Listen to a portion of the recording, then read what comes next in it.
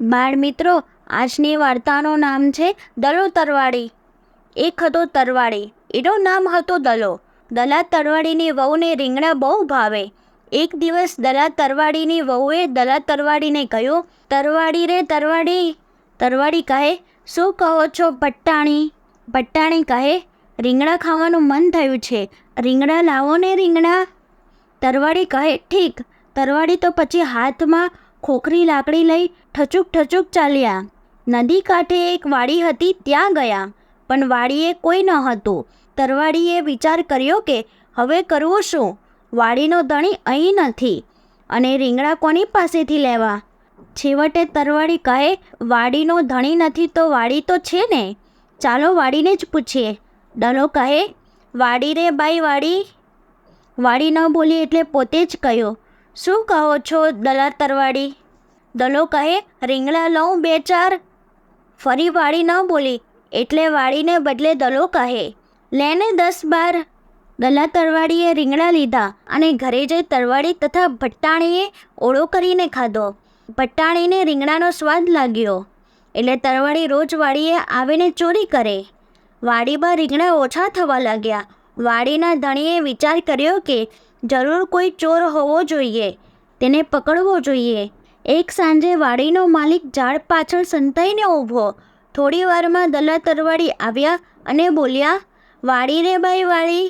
વાડીને બદલે દલો કહે, શું કહો છો દલા તરવાડી? દલો કહે, રીંગણા લો બે ચાર.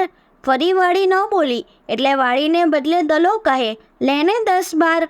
દલા તરવાડીએ તો ફાટ બાંધીને રીંગણા લીધા અને જ્યાં ચાલવા જાય છે ત્યાં તો વાડીનો ધણી ઝાડ પાછળથી નીકળ્યો ને કહે, ઊભો રહે ડોસા, રીંગણા કોને પૂછીને લીધા?